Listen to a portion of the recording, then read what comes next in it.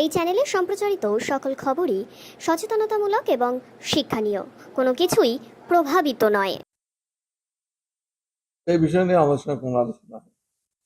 আমাদের পরিষদীয় গণতন্ত্র অনুযায়ী বিধানসভা পরিচালনার ক্ষেত্রে রাজস্থান কতদিন বিধানসভা চালায়, আমাদের স্ট্যান্ডিং কমিটির ফাংশনস কি আছে, এইসব নিয়ে বিস্তারিত আলোচনা হয়েছে। এবং আরো আমাদের রাজনৈতিক ব্যাপার নিয়ে তো আলোচনার কোনো বিষয় না। উনি একটা অন্য রাজনৈতিক দল করেন, আমাদের একটা অন্য রাজনৈতিক দল। আমাদের পশ্চিমবঙ্গ বিধানসভাতে, বিশেষ করে বাংলাদেশে এরকম একটা অবস্থা হওয়া পরিপ্রেক্ষিতে পশ্চিমবঙ্গ যে শান্ত রয়েছে এবং তার যে আঁচ এখনো সেভাবে সে পৌঁছায়নি, সেটা একমাত্র মাননীয় মুখ্যমন্ত্রীর কৃতিত্ব। সেটাও আমি ওদের বলেছি। মাননীয় মুখ্যমন্ত্রী তিনি যেভাবে সবাইকে নির্দেশ দিয়েছেন সেভাবেই সবাই চলছে এবং আমরা চাই সবাই শান্তিপূর্ণভাবে থাকুক। এবং বাংলাদেশে অনেক হিন্দুদের ওপর অত্যাচার হচ্ছে, সংখ্যালঘুদের উপর অত্যাচার হচ্ছে, একথা ঠিক, কিন্তু তার ঢেউটা এখনো সেভাবে আমাদের পশ্চিমবঙ্গে পৌঁছায়নি, একমাত্র মাননীয় মুখ্যমন্ত্রী।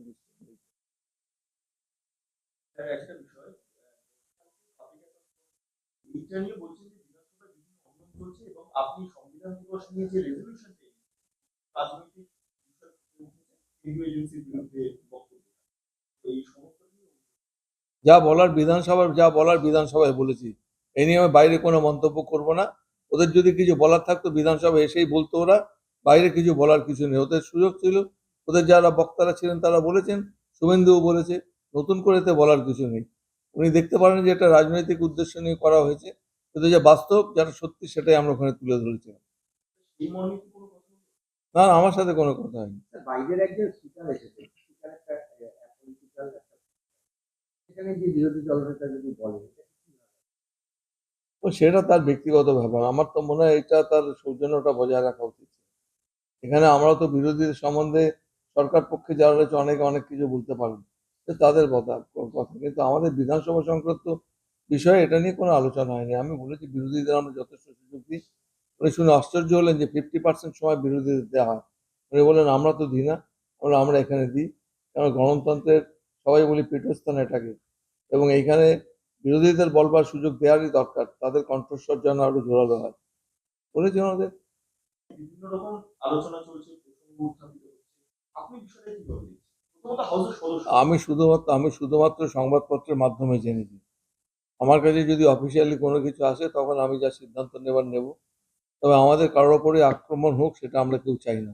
এবং নিরাপত্তার ব্যাপারটা আমাদের রাজ্য সরকার, কেন্দ্রীয় সরকার তারাই অত্যন্ত সতর্ক রয়েছে। এবং এটা হবে যেটা আশঙ্কা করা যাচ্ছে, যেটা আতঙ্ক একটা ছড়াবার চেষ্টা করা হচ্ছে, এটা কতদূর সত্য সেটা আমরা বলতে পারবো না। স্যার এইটার ক্ষেত্রে একটা বিষয় যে আজ মানে এই কটা দিনের মধ্যেই তার উপর আক্রমণ হবে এই কথাটা উঠে আসছে বা এটা ইন্টেলিজেন্স কিন্তু 4 দিনে কলকাতা দখল হবে তাও আমরা শুনেছি। আর বলার কি আছে? না মানে কেউ সত্যিকারের থ্রেট আছে কি না আছে, কেন্দ্র সরকার থ্রেট পারসেপশনে ওর সিকিউরিটি বাড়িয়ে দিয়েছে। এবং আমরাও চাই যে কারোর ওপর যেন কোনো আঘাত না আসে, যে সরকার পক্ষ হোক বিরোধী দল, সে আমাদের তো পশ্চিমবঙ্গের নাগরিক, এ ব্যাপারে কোনো সন্দেহ নেই। সিকিউরিটি প্রসঙ্গে মানে আগে তো দেখা গিয়েছে লোকসভার অভ্যন্তরে জঙ্গি হামলা হয়েছে বা কয়েকদিন আগে দেখা গেল যে স্প্রে নিয়ে এবং এক্ষেত্রে দাঁড়িয়ে বিধানসভার অভ্যন্তরে শুভেন্দু অধিকারী গতকালকে অভিযোগ করছেন যে তার সিকিউরিটি ঢুকতে পারে না। এখন যদি তার উপর যেই আক্রমণের বিষয়টা উঠে আসছে, যদি সেই জঙ্গিরা বিধানসভায় বাই চান্স ঢুকে পড়ে এলোপি ঢোকার সময় বা এলোপি থাকাকালীন, তাহলে বিধানসভার নিরাপত্তা আমরা যথেষ্ট সতর্ক আছি ভাই, কাউকে চিন্তা করতে হবে না। বিধানসভাতে যখন যারা আসেন তারা যদি নিজেরা কিছু উস্কানিমূলক বক্তব্য দিয়ে কিছু গন্ডগোল না পাকান, এখানে গন্ডগোল হওয়ার কোনো সম্ভাবনা নেই। हाँ, बातचीत तो बैठे हैं तो बातचीत ही हुई होगी। बिना बातचीत के तो क्यों बैठेंगे? कौन कौन से मुद्दे पे हुआ है? ये जो डेमोक्रेसी में मुद्दे होते हैं, असेंबली चलने के, यहाँ की वर्किंग के, उनकी एक अपनी अपोजिशन का रोल अपना जिस प्रकार का होता है, उन्होंने अपनी बातें बताई। तो ये तो विचारों का आदान प्रदान है। तो स्पीकर से इस बारे में बातचीत हुआ है? बातचीत हुआ। सर अगर बोला जाए कि क्या सुझाव लिया या दिया तो कुछ बोलेंगे? निश्चित रूप से हर असेंबली में कुछ अच्छे सुझाव होते हैं, वो हम लेते हैं, और एक दूसरे का शेयरिंग होता है, तो उसमें कोई ना कोई चीज़ हम उसको अडॉप्ट करते ही हैं। जैसे कमेटी, स्टैंडिंग कमेटीज़ का मेरे ध्यान में आया, ये एक अच्छा है कि हर डिपार्टमेंट के साथ स्टैंडिंग कमेटीज़ हैं, कंडक्ट करेगी। इस तरह यहाँ केवल लगा के साल में और हर महीने में 2 बार स्टैंडिंग कमेटी की मीटिंग होगी और 2 टाइम आपके दूसरी कमेटी, जबकि हमारे यहाँ हर कमेटी की मीटिंग 15 दिन होती है। तो टोटल जो है 15 दिन हर कमेटी मीटिंग करे तो दोनों का कंडक्ट करना कठिन होगा। हम इसमें से कुछ निकालेंगे बेटर। हम ऑल इंडिया जो स्पीकर्स की मीटिंग होती है उसमें इनका शेयरिंग करते हैं।